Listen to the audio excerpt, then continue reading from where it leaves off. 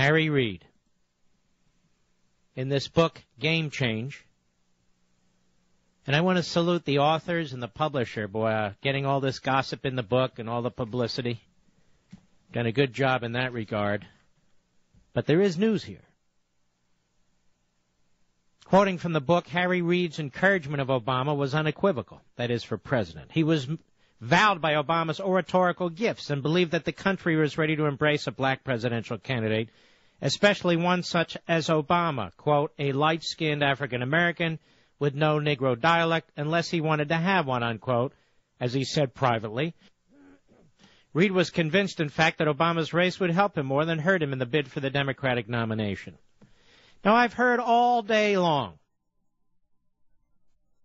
how could Harry Reid say this about Barack Obama? And Barack Obama, of course, accepts the apology. I'll get to that in a moment. But Harry Reid wasn't smearing Barack Obama.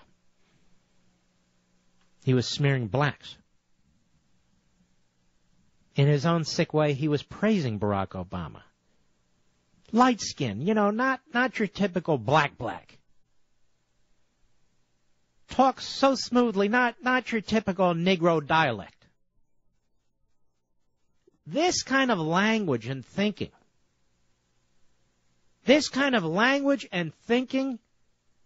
goes back to the 1950s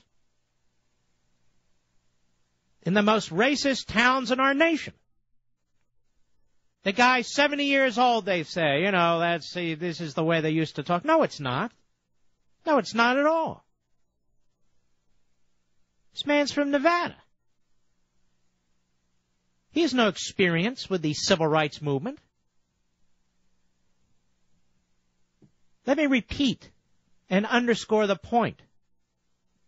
He's praising Barack Obama for not being a really black and for not talking like a Negro with Negro dialect. I mean, I'm uncomfortable even repeating this stuff.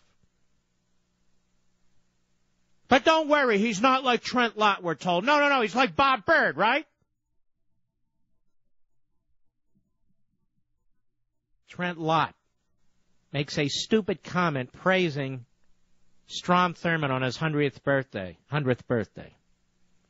We have to project onto Trent Lott that he's a segregationist. He never said anything like this. But they have to save Reid. They have to protect Reid because Reid is advancing the Marxist agenda. And the Marxist elements in the party control Congress, they control the White House, they control our government. They're not going to let this guy go over a little racist comment like this. No. Now, keep in mind, these people who support him and Reid himself, they reject the Constitution, they reject the Declaration, they reject individualism and liberty, they reject the notion of private property and limited government.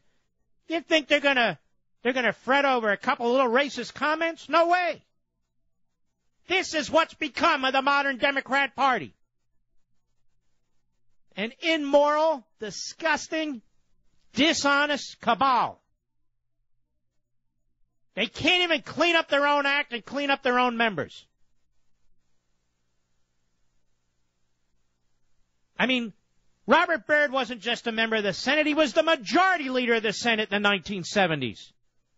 He's been praised up one side and down the other. Hugo Black, FDR's first appointee to the Supreme Court, was a lawyer for the Klan in Alabama. Oh, FDR didn't know. What do you mean he didn't know? Everybody knew. And I could go on and on. But don't worry, Barack Obama apologized for all black Americans out there because it's always about Obama. Bloomberg, Barack Obama accepted Senator Harry Reid's apology for calling him light-skinned with no Negro dialect unless he wanted to have one in private conversations during the 2008 campaign. Obama in a statement said he received a phone call from Senate Majority Leader.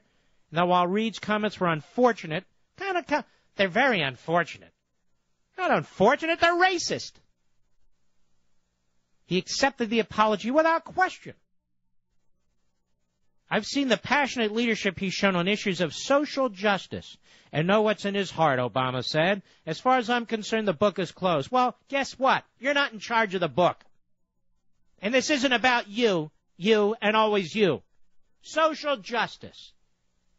In other words, if you're a leftist who agrees with Barack Obama, virtually anything goes as long as you help him advance his agenda. And he'll accept your apology. Isn't that sweet? Well, Reid did apologize today in his own way. Cut 1. Go. I've apologized to the president. I've apologized to everyone that, in the sound of my voice, that I could have used a better choice of words. And I'll continue to do my work for the African American community. As a very young man in the state of Nevada, I was one of the leaders of the civil rights movement in Nevada, and it had a lot of moving to do. And what did you do exactly? He says it was an unfortunate choice of words. Now, he said I could have used a better choice of words to describe what? You talked about skin color and dialect. A better choice of words. The whole thought process is repugnant. It's not a matter of choosing words. It's a matter of being relatively intelligent and thoughtful. Now, the biggest fraud on the face of the earth, the most disgusting piece of human fecal matter, that's right, Sharpton, I'm talking about you. Well, we're all supposed to say it's okay now because Al Sharpton, the sleazeball that he is, says don't worry about it, Reid's a good guy. Cut 3, go. You know, when I talked to Senator Reid Saturday, I told him that I thought the term was offensive. I agree with Mr. Capehart. It's a term that is not been used half my life other than on the present census form, I might add, and I don't know what it's on the census form. Stop. But, this is funny? Oh, it's funny. It's bad that it's on the census form, but we'll forgive Reid for his comment. It's a joke? Go ahead. I think that it's offensive.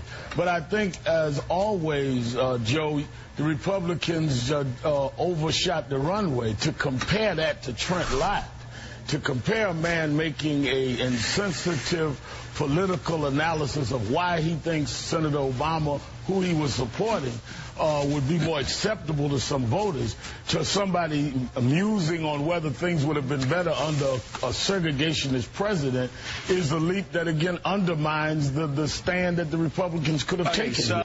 So that's the Morning Joe, MSLSD. So Sharpton attacks the Republicans.